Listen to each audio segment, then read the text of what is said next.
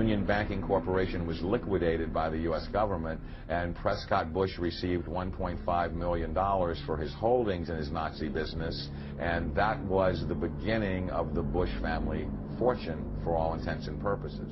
George Bush takes his inspiration from what he learned in Skull and Bones and from the Thule Society that Hitler and Goebbels and Goring cut their teeth in, Bohemian Grove, these evil organizations that perpetrate the ugly things that these criminals are doing to this country for which they must be held accountable.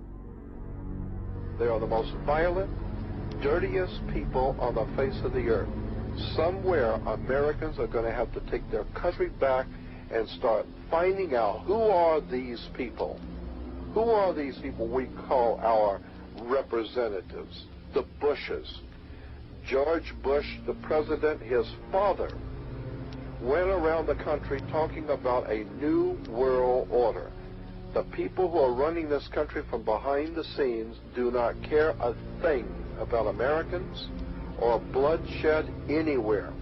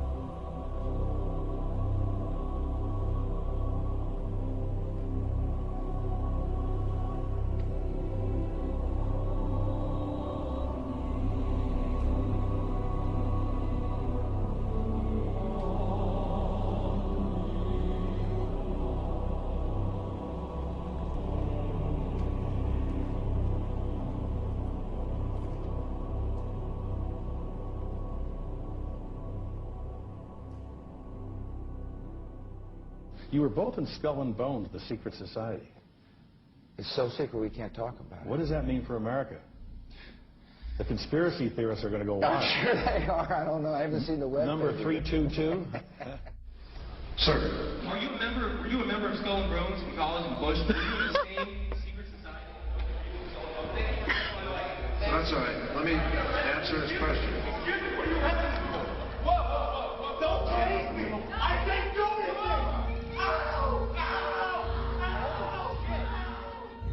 And what you're looking at here, staggeringly, is a group of people, some of the most famous people in America, in long gowns.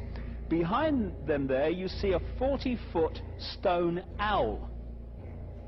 And there's the fire between them, next to the lake at Bohemian Grove. Now, one might wonder, understandably, why the people that run the banking, political, economic system and the media in America should be dressed in long robes doing a ceremony to a 40-foot stone owl. I think we should be told.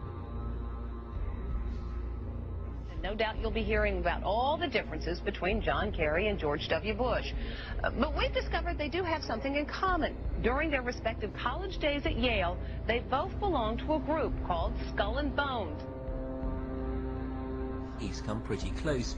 She was part of a team that successfully recorded part of the initiation ceremony that takes place in the tomb's courtyard. Okay, you have the doorway here. Yeah. Okay, then to the right you have a hedge, and then you have an evergreen tree. If you follow that line straight back, courtyard's in there. Okay. So that's where they have the ceremonies in the outdoor part of it. Part of it was indoors, so we only got to see the outdoor part. Right. We only got to and to listen to the outdoor part. God only knows what went on indoors. And what did you hear? What was it you know? You managed to get this unique it was disgusting. It was gross. I mean, they were pretending to murder people. And what was the tone of it, though? Was it jokey or was it quite... No, it wasn't jokey at all. It was sick. It's about the only thing to describe it. It was sick.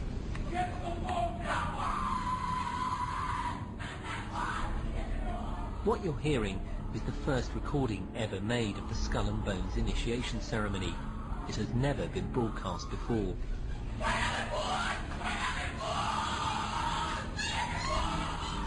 15 new members of the club are being introduced into the macabre rituals of Skull and Bones by the senior students who are about to graduate. The club has what some might see as a strange fascination with death, skulls and bones. There's the chants too, difficult to hear first of all, but including the devil equals death, death equals death.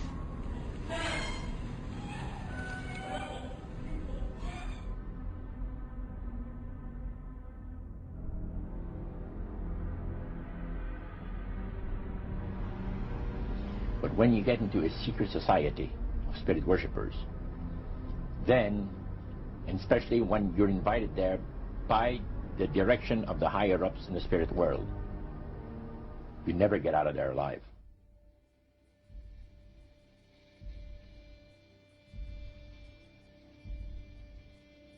And he told us, he says, look, we worship spirits.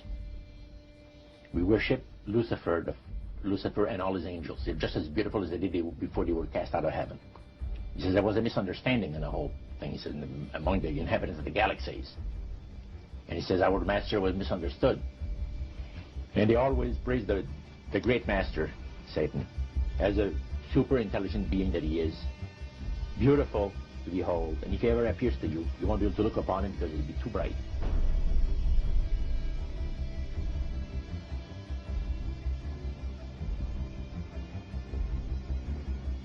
What have Herbert Hoover, Art Linkletter, Jack London, and Richard Nixon all had in common?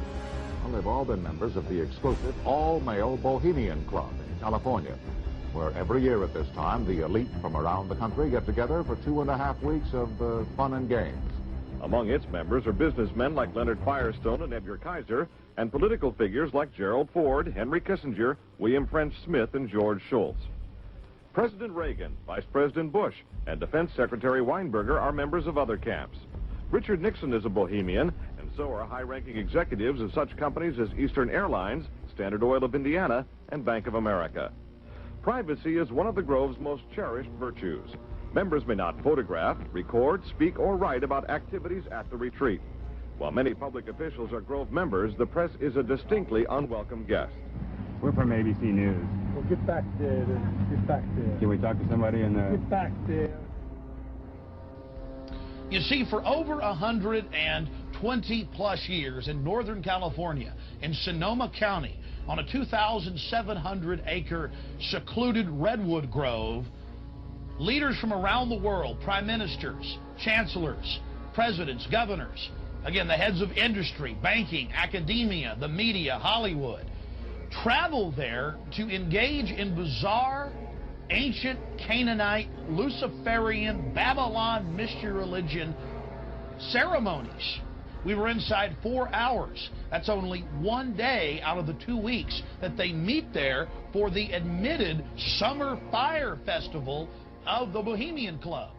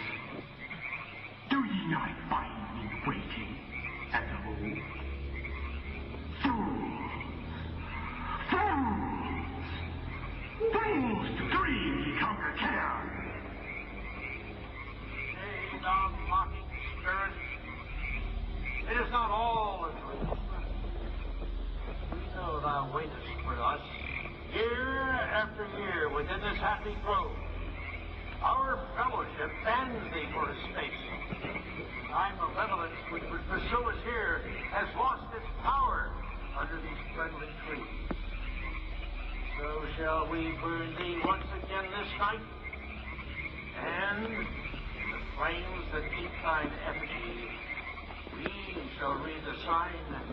Midsummer sets us free. He shall burn me once again.